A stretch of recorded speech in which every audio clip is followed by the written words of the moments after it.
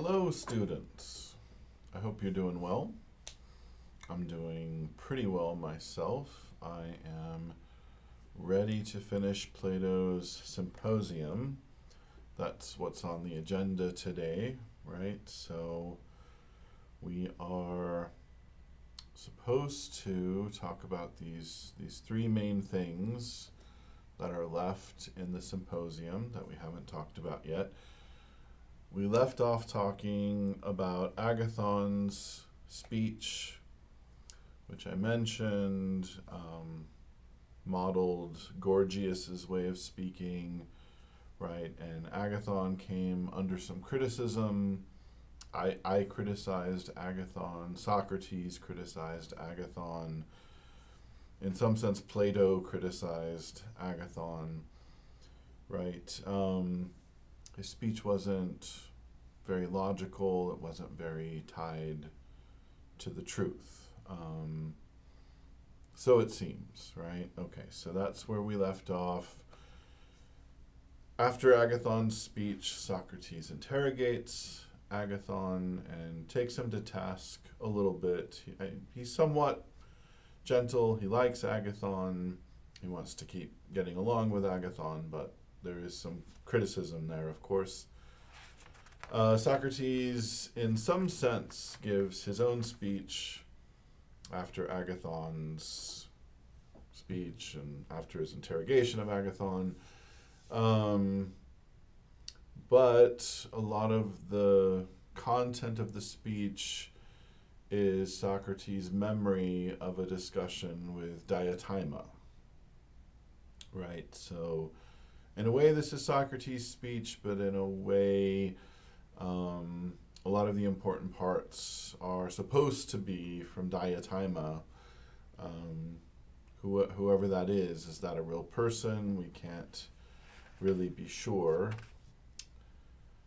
And then Socrates' speech is supposed to be the last one of the evening, of the party, and then Alcibiades shows up and somewhat, to some extent, tries to crash the party, but people don't mind too much. They're not trying real hard to keep him out. So he shows up in a drunken state, and the guests sort of determine that Alcibiades now needs to give a speech. And he ends up giving a speech about Socrates instead of about love. Although, by the time we get to this point, we realize that, Socrates resembles love, as it turns out, or at least resembles love the way love has been portrayed. In some of the earlier speeches, but especially in Socrates' own speech, Socrates and love look a lot alike. I don't attribute that to any cockiness from Socrates. It's more of a tribute from Plato, I guess, is the way I would look at it. Okay, so as I said, Socrates takes Agathon to task. We get some Socratic irony, of course. Socrates somewhat pretends to like the speech and be impressed by it and be a little cowed by it. He's afraid he won't be able to live up to what Agathon did. That's so he says. But you can certainly sense the irony here. Sometimes it's subtle, sometimes it's not. He basically says, I didn't know that when you praise something, you're supposed to say the grandest things possible and not really stick to the truth, right? So he feels that Agathon has exaggerated the good qualities of love, and then he tries to get Agathon to agree to some reductive points about love, we might call them, right? So now we get to the interrogation. So Socrates wants to establish with Agathon that love is love of something, okay? And then he wants to clarify the of. All right, so there's an interesting distinction gets made here. Love is the love of something, but let's say that that is the same kind of that we see in the father-son relationship. Love is the love of something the way the father is the father of a son. Love is the love of something the way the brother is the brother of a brother or of a sibling in general. Sorry, that was too many words maybe. Love is the love of something the way a brother is the brother of a sibling. Maybe I needed to slow it down a little bit. I'm not sure if we're following along sometimes, since I'm speaking into the void here. On the negative side, love is not the love of something the way that the son is the son of a father or of a mother, or the way that someone is of their hometown. Okay, so what are we to get out of that distinction that's being made? So you've got being of a hometown, being of your parents, versus being the father of a son, being the brother of a sibling. What are we supposed to get out of this? What we seem to be steered away from here is the idea of being from something, the idea of origin, right? So I'm of my parents, I'm of my hometown, that's my origin. That's not the of. It's not the belonging of, right? So that's a distinct kind of, and we're ruling it out. We're saying that's not it, right? But more the way the father is the father of a son and the brother is the brother of a sibling. Well, certainly the father is not from the son, and the brother is not from the sibling, so that we're not talking about origin. We are talking about an essential connection, right? If I'm a father, there has to be a son, but not because I'm from the son, but because that's the kind of relationship it is. There is no father without a son, right? There's no being a father without someone else's being a son. Same with a brother. The brother's not from the sibling, right? Doesn't belong to the sibling, but the brother can't be the brother unless the sibling is the sibling. So they're complementary, they need each other. So that seems to be what Socrates is getting at. Love isn't self-sufficient, it's relational, it's essentially relational, like being a father is relational and being a brother is relational. So love is sort of incomplete in itself, right? And needs something other than itself. So we're already getting to the idea of need and lack. Okay, so speaking of that, Socrates and Agathon agree that love is the desire of that of which it is the love. So love is a kind of desire. It's a subcategory, perhaps, that doesn't get cleared up. So that's why I say perhaps. But certainly, love falls under desire, completely or partially, one of those, right? So the thing about desire is that we desire what we do not have, right? So Socrates and Agathon are able to agree love is desire. Desire is for what we don't have, for what we lack. So when you love something, you want to get it, you want to possess it.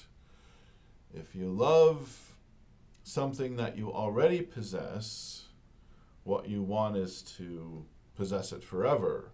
right? You want to keep holding on to it. So there's a future orientation built into love, right? Because we often do love what we already have. So what does that mean? We want to keep it. So love is going toward the future, thinking of the future in some way, and desiring to possess the object of love in the future, not just now. Okay, so clearly,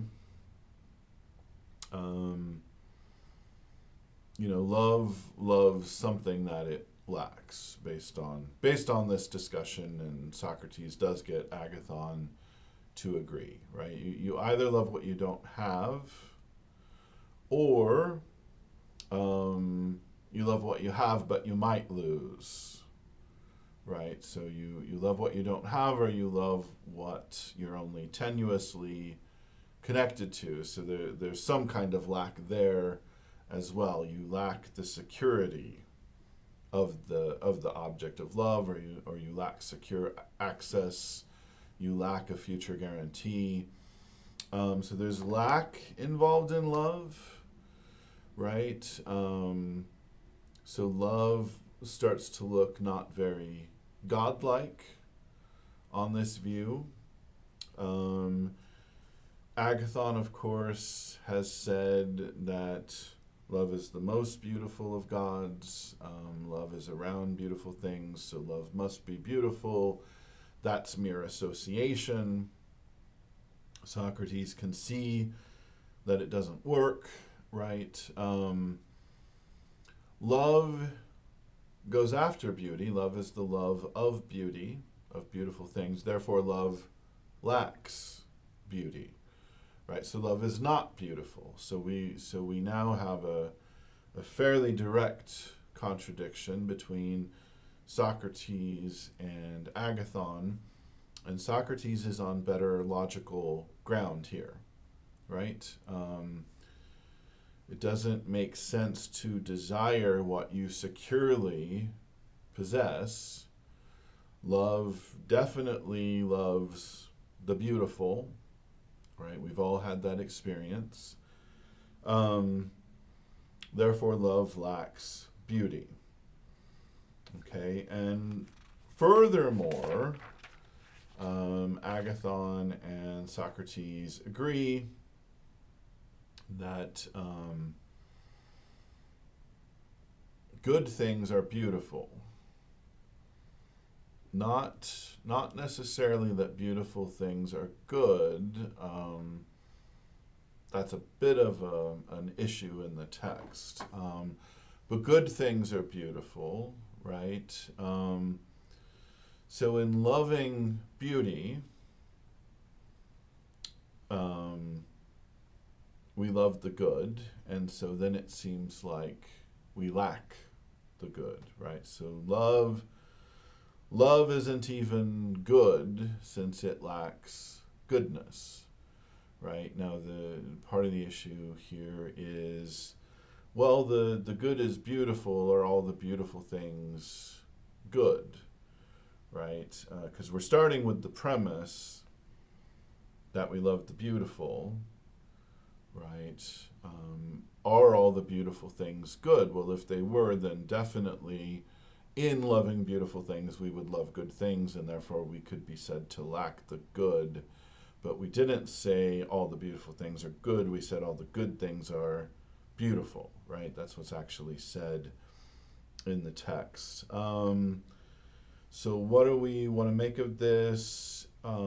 Possibly there's an implication Socrates means to say that all beautiful things are good and all good things are beautiful.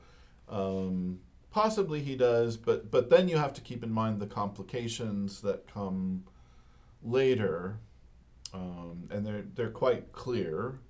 So you would think Plato has them in mind here. There must be some interpretation that gets things to work out, presumably.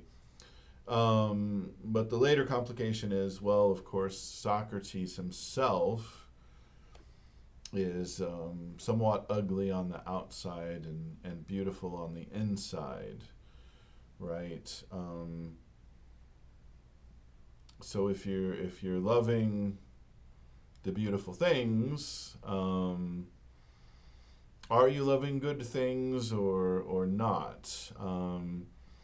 Well, maybe it ends up depending on whether love is guided by wisdom, which is an issue in the text. Love isn't a god after all.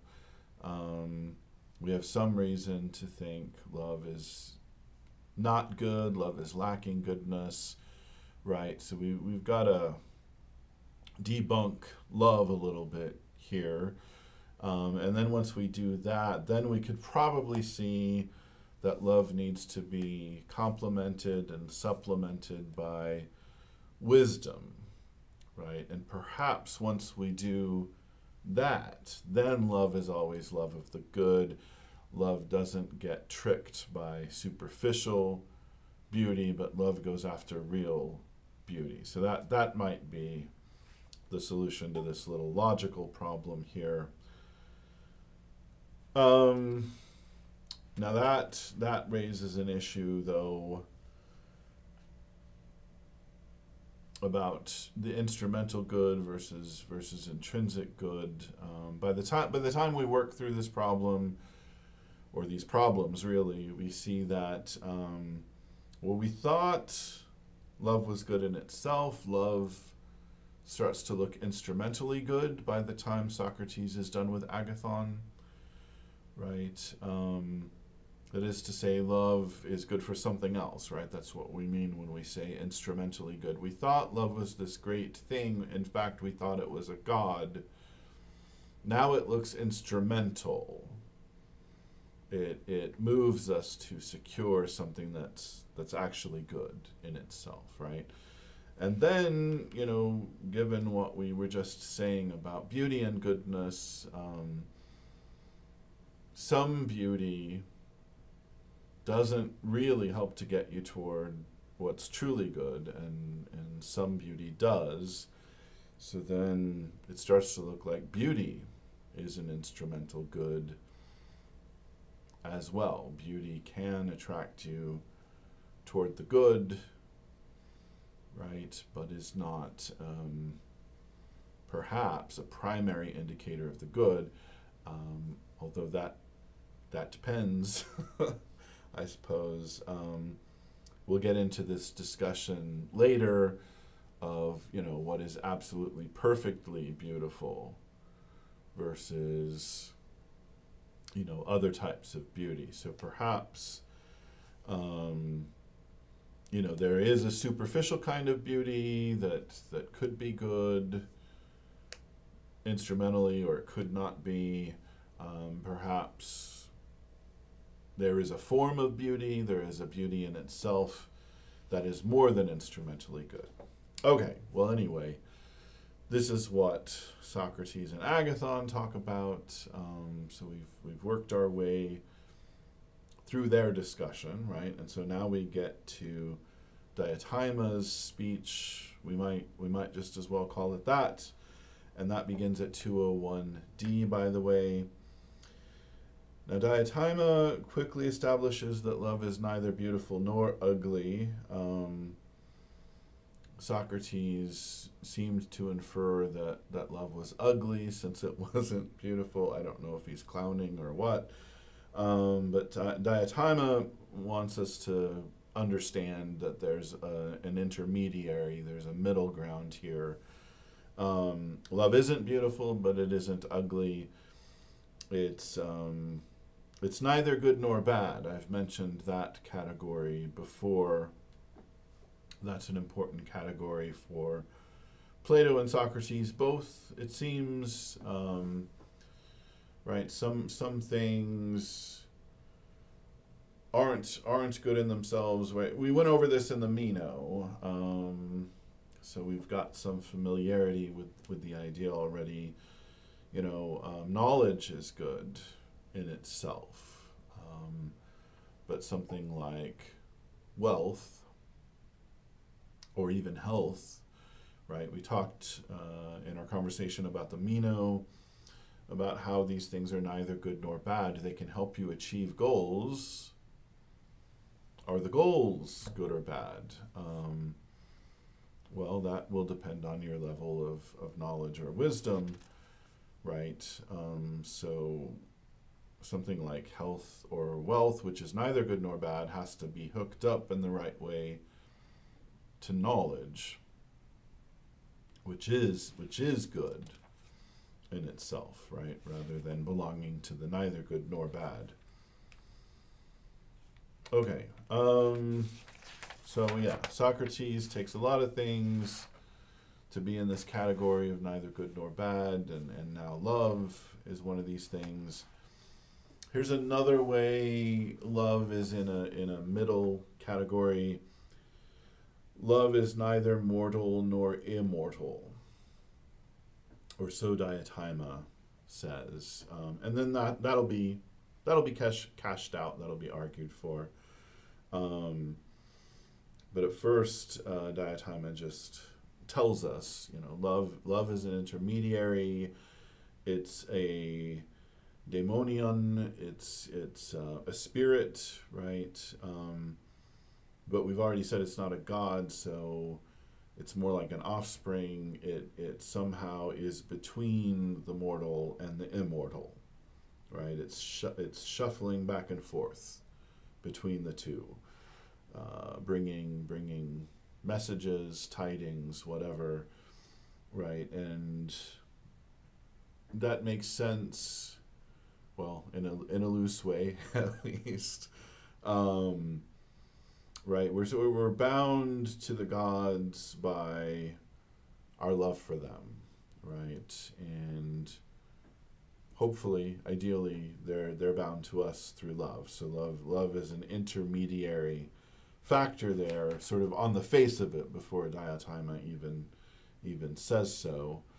I mean, as far as the cashing out goes, I guess I'll jump the gun a little bit here, right? Love drives us to want to possess good things forever, right? So love is of the good, right? Going out toward the good, then it lacks good, and love is of the permanent, the immortal, and so for the same reasons it lacks immortality itself, right? So it orients us toward what is divine and immortal, and again that does make sense. That's not how love has been talked about up to this point in the evening, but it certainly makes a lot of sense. Socrates asks about the origin of love. That's the sort of thing that comes up in these speeches anyway, as we've discussed. So the story here is pretty interesting, I think. Diotima says that Eros was born of poros, which means resource, and also of penia, which is poverty. So poros, resource, was the dad, and penia, or poverty, was the mother. The story is sort of a typical Greek story, the kind of thing you see in Greek myths a lot. I mean, she basically takes advantage of Poros when he's kind of passed out, right? He got really drunk at a party, passed out. Poros is taken advantage of by Penia. She gets with him when he's out of it and bears a son, and that son is Eros, right? So that's the origin of love. born from poverty, getting one over on resource, let's say.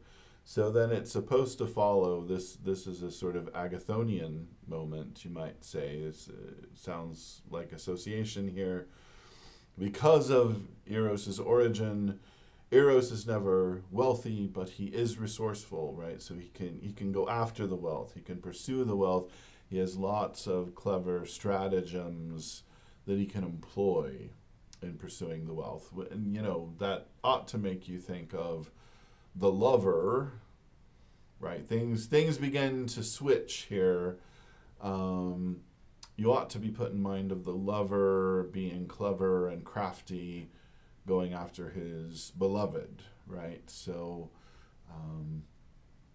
Agathon had tried to pretty strongly tie love to the beloved, to the younger one, right, or the more passive party.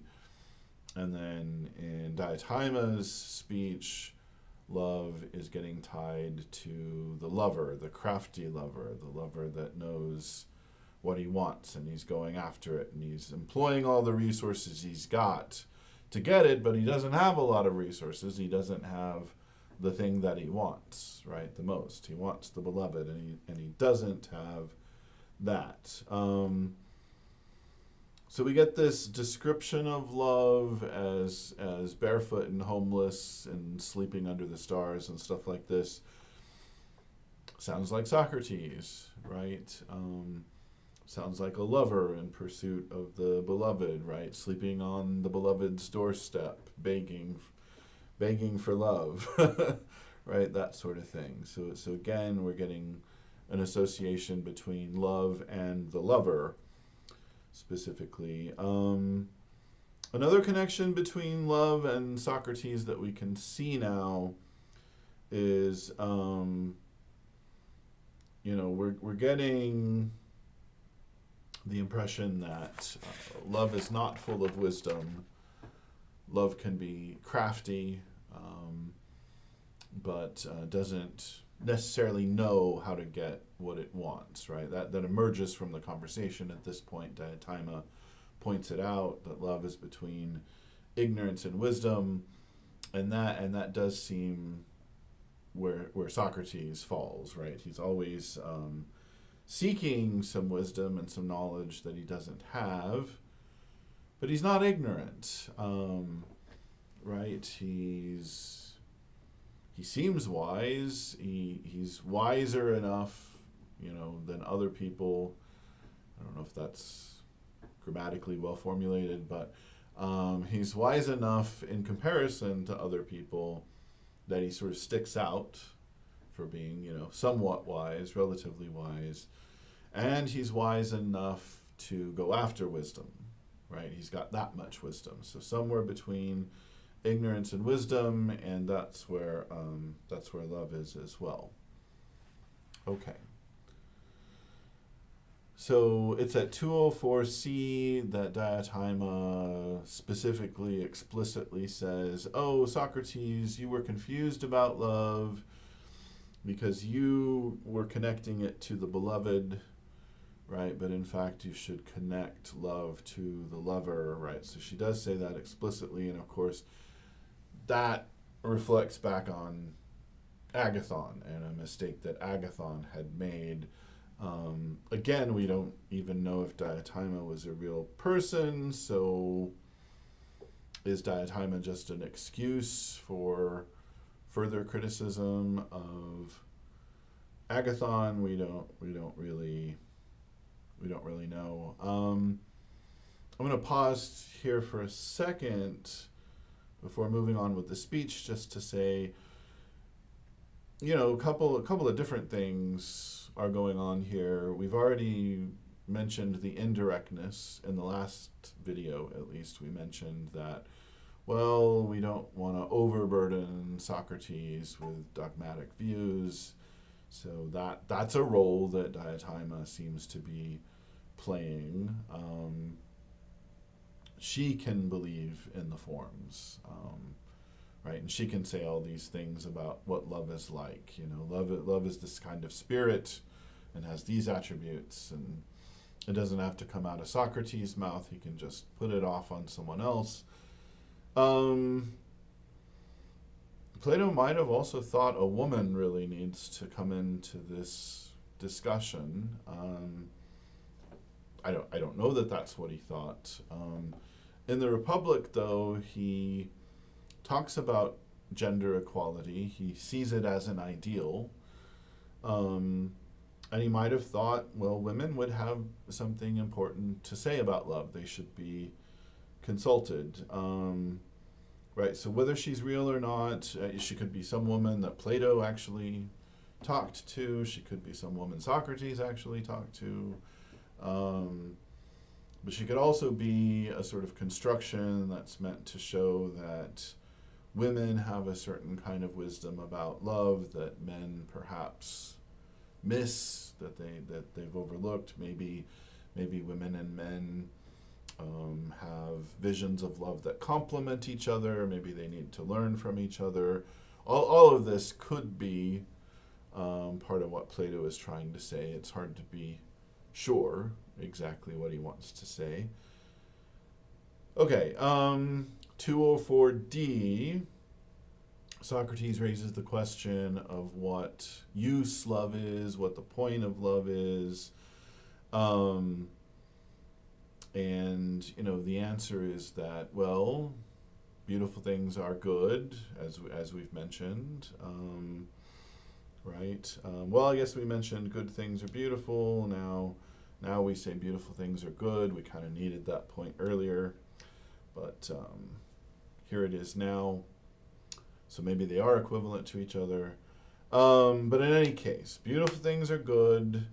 Our love for the good motivates us to go get it, motivates us to go acquire good things, right? And then, what good does it do us to get good things? Well, from Socrates' point of view, this should have been clear before we even got to the Symposium. Well, you get good things, and then that makes you happy, right? And this echoes with other things we've heard. People want to be benefited, not harmed. What is it to be benefited? To get good things, right? Rather than bad things. And we already said a while back that's equivalent to, well, people want to be happy, right? You get good things, you get to be happy, right? And in fact, that's probably definitional of good things. Well, how is it good? Why is it good? Well, it's well suited to what humans need, right? So it's the sort of thing that will make us happy. That might very well be definitional of the good. Okay. So love is the desire for happiness, basically, right? I mean, that's the upshot of what we've just said.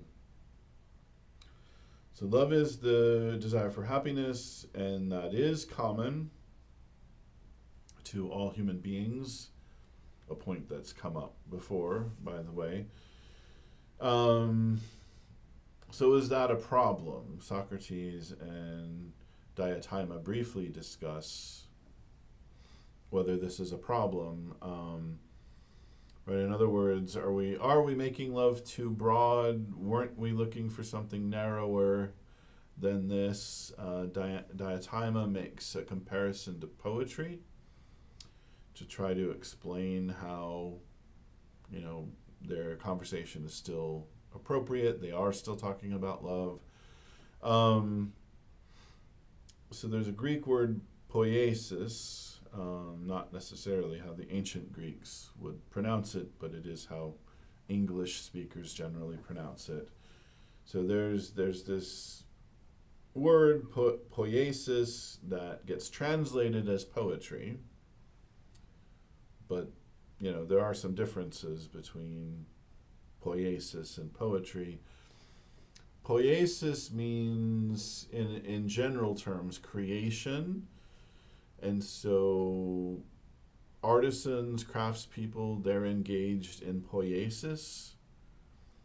But also poetry is really strongly associated with the term poiesis, right? So poiesis does mean creation in general, but there's a certain kind of creation the Greeks were really focused on, and so they would reserve the term poiesis for that in particular, even though it did have a general meaning. And so Diotima says, well, it's the same with love, right? There's being in love, which is a special thing, and that's the narrow thing that we want to look at.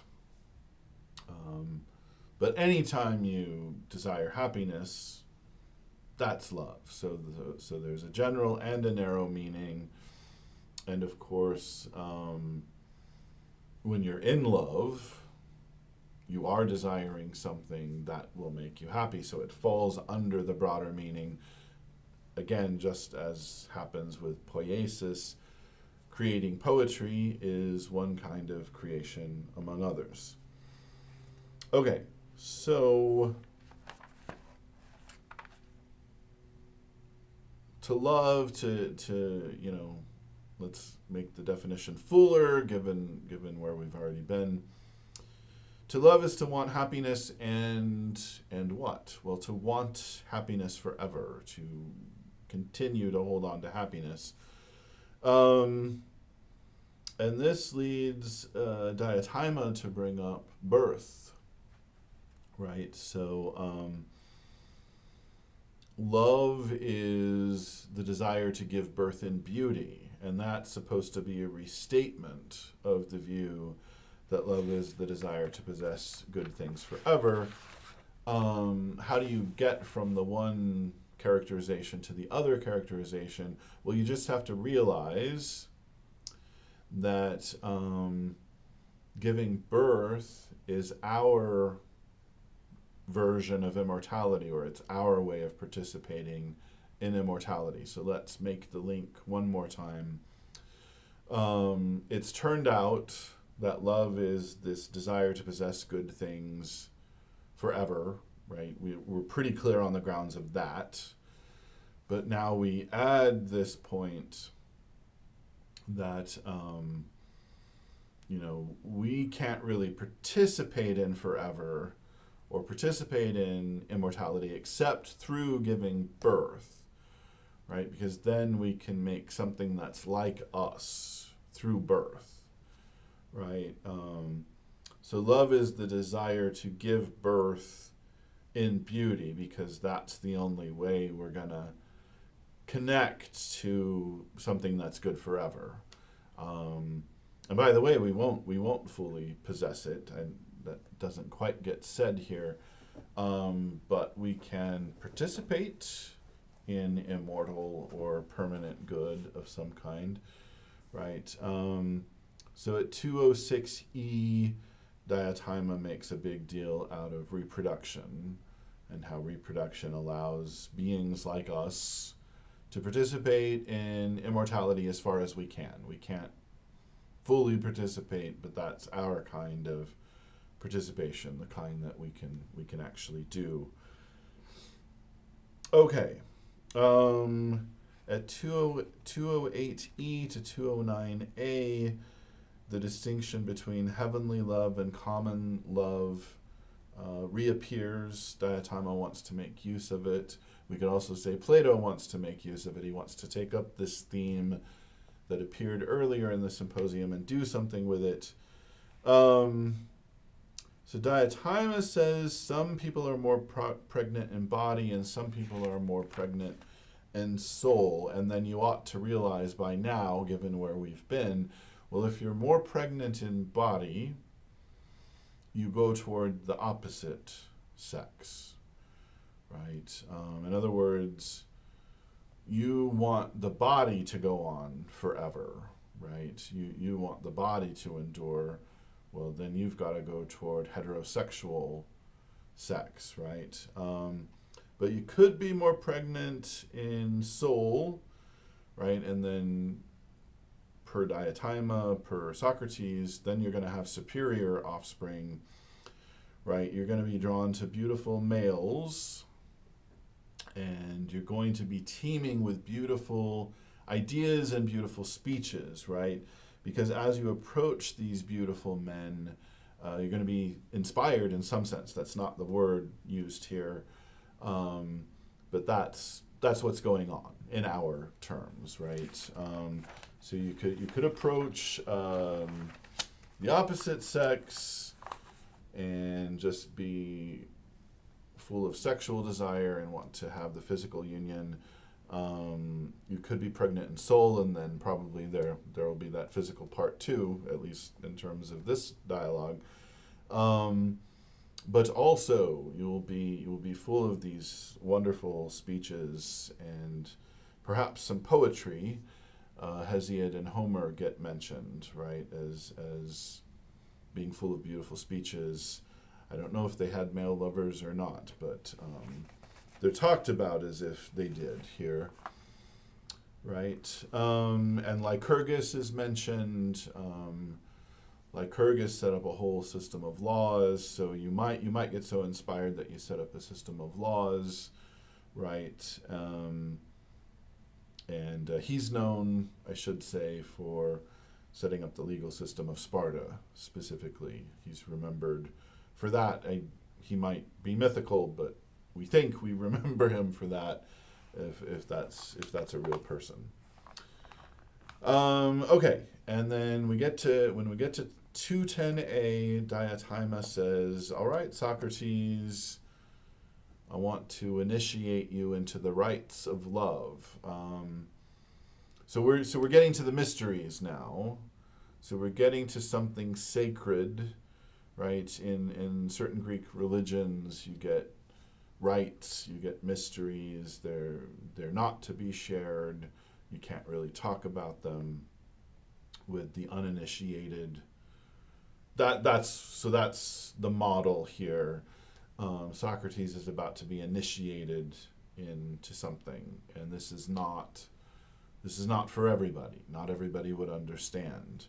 But hey, we've already worked our way through most of the Symposium, so I have confidence in us. I think we can understand.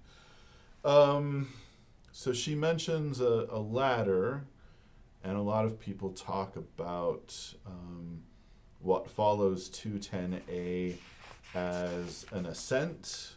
You know, you're ascending, you're going up the ladder, right? So there's the ascent of love. How does the ascent of love work? How do you go up the ladder?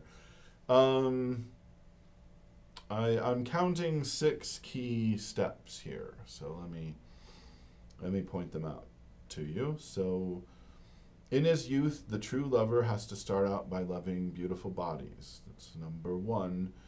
So he first loves one body, and he begets beautiful ideas there because, again, the beloved inspires him, and so he's saying all these beautiful things to the beloved, maybe just to get him in bed at first, but then it transcends that and becomes more beautiful. But he does quickly realize, in the grand scheme of things at least, he does quickly realize that, bodies are alike, human bodies are alike. Why be, stuck on this one body? Isn't the human body a beautiful thing, right? And so he gives up the idea that he should be sort of fixated on this one beautiful body and realizes the human body is a pretty great thing. Maybe he makes sculptures at this point, and a lot of different things could happen at this point. But, there's a sort of turn away from the body and then toward the soul naturally, so he gets enamored of the beauty of the soul. That's now we're already at 3. 4th thing is starts thinking more broadly, not just about the soul, but about the activities and the laws that form the soul, you might say, right? What is a soul, really? Well, that's a big question, but I mean, it's your inner life, your temperament, your dispositions. Those are shaped. Maybe we have some freedom. Maybe we do have something called free will, but those are shaped by culture and by what we read, and by what we're exposed to. And Plato knows this, so he talks about activities and laws as things that the lover will love next. That's a natural progression from loving the soul to loving the things that shape the soul. And then the next step is to be drawn toward knowledge, just, I guess with a capital K, you might say.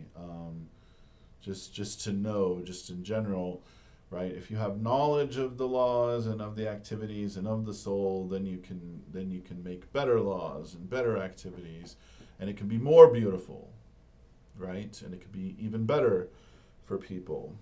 And then, right, that's number 5, to love knowledge. And then number 6, right? Not everybody's going to get to number 6. Well, not everybody's going to get very far up the ladder at all, I suppose. But 6 is when you catch sight of something, right? And now it's beyond knowledge, or at least ordinary human knowledge, right? And what is it you're catching sight of? Well, beauty, right? But now it's beauty itself. It's not the beauty of that young man over there. It's not the beauty of the soul. It's not even the beauty of the Republic, Plato's book, The Republic. That's somewhere in the ladder. Where do you want to put it exactly? You could have some interesting discussion there, right? And maybe it's at number 4, but it's starting to move toward number 5. But anyway, beauty itself is beyond either of those things. It is, whatever the source of the beautiful things is. That's what it is. Drawing on other texts. I mean, that's not really clear here, and maybe I shouldn't import it. But I think as a rough idea, right, it helps us to say, well, these beautiful things, they've all been participating in beauty itself, and that's what makes them beautiful. So by the time you catch a glimpse of the form of beauty, you've gotten to the source of it all, right? That seems to be going on in this text. Okay, so the form of beauty has all these wonderful traits. I think 2 of the main things we could pick out. I'll do the list, but I think we should try to also be schematic here. The 2 main things we could pick out are that beauty itself is absolutely beautiful. There's no relativity in it. It's the standard, so it's absolutely beautiful. It's not beautiful compared to something. So that's why I say it's not relatively beautiful. So it's absolutely beautiful. And it's perfectly beautiful, as opposed to perfectly in the sense of, well, completely, maybe another word to use there. So absolutely and completely. Absolutely meaning not relative, doesn't need to be compared. Perfectly or completely meaning unmixed, right? So I'm thinking of better words as I'm speaking, so maybe, so sorry about that. But anyway, maybe absolutely and unmixed would be another way to put the same thing. Anyway, this is the list of things. The form of beauty has been the goal all along. So says Diotima, so says Socrates. At 211a to 211b, we find out that love, or beauty itself, beauty itself, which love is oriented toward, always is, it's never becoming, right? Then it wouldn't be absolute. If it were becoming beautiful, and it were more beautiful later, then the later thing would be a standard for the earlier thing. So it's not becoming beautiful, it just is beautiful. And it is stated explicitly that it's not relatively beautiful, but absolutely beautiful. Beauty itself is not particular, but general and abstract. If it were particular, it could be compared to other particulars, right? So that wouldn't work. So it has to be this abstract object, and then it could be encompassing of all beauty, but a particular never could be that. and can't be associated with a particular. It's not physical, but it's intelligible, right? So along the same lines, I don't know how much of a separate point that is, but it's stated separately. It is not in other things, but always itself, by itself, with itself, right? So that's where I think we get into the idea that it's unmixed, or it's completely beautiful, or it's perfectly beautiful. It is by itself, with itself, right? It is always itself, by itself, with itself is the whole statement. So it's not part of some other greater thing that's beautiful, but just in itself. If you actually catch it and glimpse it, it suffices for beauty. That's it. That's enough. There's all the beauty you could ever be looking for, if you can see it, right? So other things share in it. Beautiful things, of course, share in beauty itself, but they don't deplete it. It doesn't become lesser because other things are sharing in its beauty. They don't dilute it. The form of beauty can't suffer or undergo any change whatever, so it can't be diluted or diminished. Just some things can share in it somehow, but it can't change. That's sort of established earlier, right, with different attributes. So it'll never be diminished by this kind of participation. And of course, when someone has been able to gaze upon beauty itself, then he can give birth, or she, but there's always this emphasis on the male here. This person can give birth to true virtue, not just images of virtue, right? Why is that? Why is virtue coming up again? Well, love drives you toward the beautiful and the good. Maybe those are supposed to be equivalent. We have some indication, but it's never really stated, and it is a problem in the text, right? It remains a problem. But anyway, love gets us toward the good. Virtue is our disposition to do good, right? So the person who has been able to gaze upon beauty itself has enough of a connection to goodness to make other people disposed toward goodness, right? That's how Plato is thinking about it, at least. And I think there's another dig of Gorgias. There's another dig at Gorgias here. So the person who's beheld beauty itself can give birth to true virtue, not just images of virtue. I believe that's where Gorgias comes in. So in a way, Gorgias gave birth to Agathon, right? So he loved Agathon, maybe just as a teacher. Maybe there was more to it. I wouldn't know. But he instilled some skills in Agathon, and Agathon can make love sound good, but can't give the true account of love. So Agathon shows, that he himself is an image of virtue, giving images of virtue. He didn't find the right lover, in some sense, right? I mean, that's part of what Plato is saying. Okay, so are there some general points we want to make about the speech?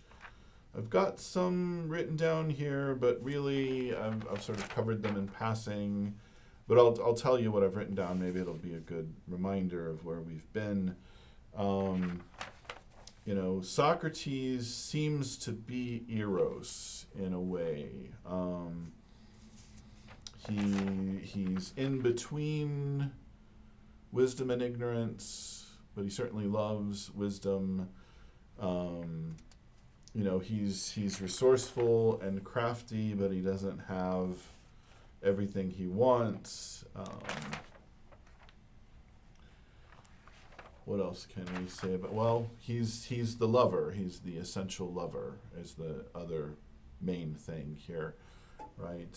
So again, Agathon was tying love too much to the beloved. If we want to understand love, we have to understand love as going out toward, right? Active, not passive, and that's Socrates. He's not passive. He's going out to find young men, so he can interrogate them about virtue, and he hopes to make them more virtuous. Doesn't claim he can actually do it, and so that's what love does, is it goes out toward its object, at least if it's functional and well formed. You wouldn't expect actual love to be passive, but to go after what it wants. Okay, I've mentioned this issue between beauty and the good. We seem to switch sometimes.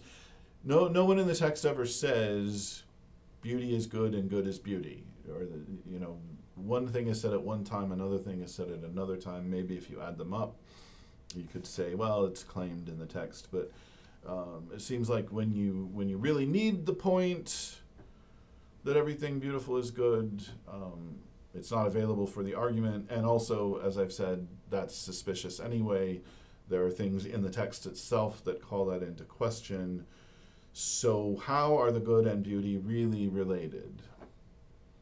We don't really know, so that's a thing that's sort of left over in the text that we don't quite know what to say about, I would say. So the beauty itself is some kind of avatar for the good, but you've got to, it seems like part of the point of the text is you got to look out for beauty, be careful about beauty, be a little wary.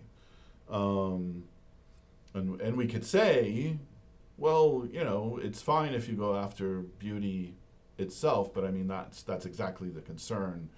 You could easily be tricked by superficial appearances, right, into thinking something is beautiful when it's not. So we don't quite know, I wouldn't say, how to get the good and beauty together and what exactly the relationship is supposed to be here. At least at one point, Diotima talks about immortality as if it were good in itself. That can't be right. She talks about, people who seem to be virtuous, who want to be remembered forever for their virtue, and she does say, and so they love immortality. Well, I mean, immortality could be good depending on what you put in it. What is that immortality full of?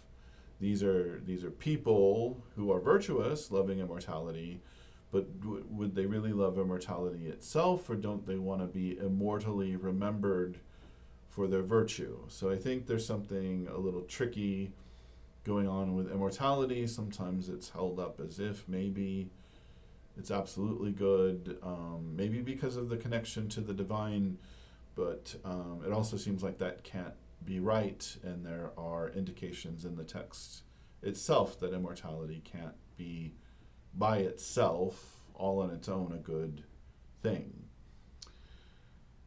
Okay, so let's say that's enough for Socrates and Diotima's speech.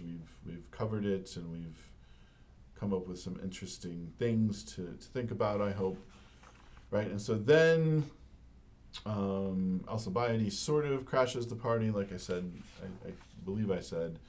People aren't that resistant to it or anything, but he's drunk, and they certainly could turn him away.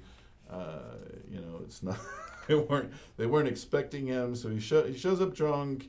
He's sort of hanging on a friend and hanging on a flute girl, and he's got two people holding him up apparently. He manages to get sat down next to Agathon, which is what he says he wants. He wants to be next to Agathon. Then suddenly realizes he's sitting next to Socrates as well, and makes a big deal out of it, and tries to act like Socrates is always trying to trap him somehow. And the two are quite fond of each other. I think that's important to the text. I think you have to read it that way. They're teasing each other. Each of them is saying, "Oh, he's so jealous," this sort of thing.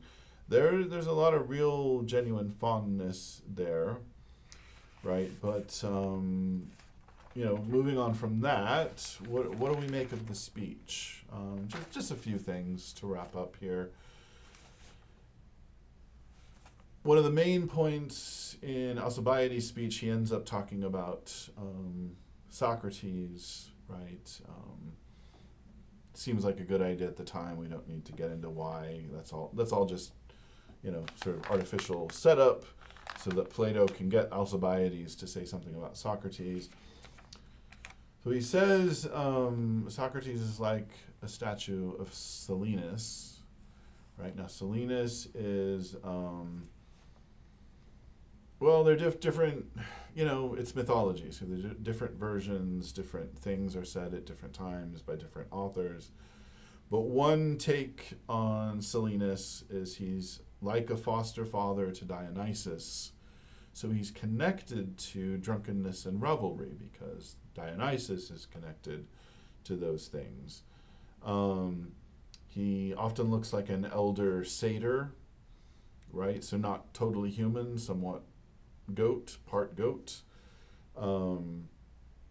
So there's this idea that at least on the outside, Socrates is a little bestial, right? But that's just the outside. And then Alcibiades talks about these statues of Silenus that were popular, hideously ugly, in a as a trope, in a caricatured sort of way. So ugly in a stylized sort of way, but then you open it up and beautiful little figures, either gold or at least gold colored inside. So Socrates is like that, a little rough on the outside. His arguments are rough. We've talked about that before. He likes to talk about mules and cows and farmer stuff, peasant stuff, it's not high class. But the arguments work, right? And they have great beauty in being so functional in tracking the truth and helping us gain knowledge, right? So, knowledge is the fifth thing on the ladder, right? So these arguments, they track the truth, they track knowledge. Socrates definitely is pretty high up the ladder, right? Has he actually grasped beauty itself? Well, that is another interesting issue that we can't resolve. Alcibiades, turned out to be a very problematic figure, and Socrates and Alcibiades are very fond of each other. So, that's coming up here. On the one hand, you might think Plato made it up the ladder. He glimpsed beauty itself. He was able to reproduce virtue in others. Maybe he produced virtue in Plato, but then what about Alcibiades? Who at least at one point betrayed Athens, went and tried to help Sparta during the Peloponnesian War. So what are we to make of that? Is that Socrates' fault, or is Alcibiades just a bad receptacle? Right. Well, we don't know what to make. Plato can't resolve everything for us, and it might be deliberately ambiguous, something that we're supposed to think about. One last thing about Alcibiades' speech. I'll say, maybe you had this reaction. I've read the Symposium a few times now, but I know the first time I read it, I didn't think much of Alcibiades here. I didn't take him that seriously. He does show up really drunk, and some of the things he says are so personal, right? So he's not being philosophical. So then, I'm a philosopher, so then I didn't take it that seriously. I didn't really take it to heart. But now I've reread it a few times. I think you need to take Alcibiades seriously, and I think it's not a bad thing that he's not being philosophical. There's a point to it, right? So there certainly could be a message from Plato here, right? What are Alcibiades' complaints? Basically, he's complaining. The main thing he's complaining about is that Socrates doesn't love him in the way that he wants to be loved. He's saying he tried to seduce Socrates. He got him to come to dinner. He got him in bed, and nothing happened. And Alcibiades very carefully arranged for something to happen, right? He wanted a certain kind of love, and he didn't get it, right? And so on the one hand, you could see Plato as praising Socrates for being temperate, for not giving in to temptation, right? Here was this beautiful young man, and he could have had him, and he was stoic, and he didn't do what he could have done. But what about taking Alcibiades' point of view seriously, right? Alcibiades is a spurned lover, and he sees Socrates as this master intellectual, right? And he admires his strength and his intellect, but also he wanted to be loved in a certain way, and Socrates either thought he was above that, or he just couldn't give Alcibiades what he wanted, and so you could read that as a genuine failing. You shouldn't assume that Plato's always trying to praise Socrates. There could be a real criticism from Plato here, right? And the criticism would be, well, don't be too philosophical, don't be too abstract. What about actual human beings? What about actual human love? What about actual human connection? So the speech of Alcibiades is saying something like that, it seems to me. That now, when I say that, I don't actually insist that Plato is criticizing Socrates. I'm not saying that quite. I'm saying you ought to consider that as a real possibility, but also from Alcibiades' point of view, Socrates has been a little cold and hasn't loved him in the way that he wanted Socrates to love him, right? And you could say, well, whatever this kind of homosexuality, I didn't say that very clearly, whatever this kind of homosexuality is that was prevalent in ancient Greece, it looks kind of coercive. It's always supposed to be an older guy and a younger guy, and you can do lots of criticism along those lines. But this is a particular relationship, and Alcibiades did go after Socrates, and Socrates turned him down for whatever reason. And I just think, upon having reread the text a few times, you have to take that seriously. You have to take Alcibiades' feelings seriously here.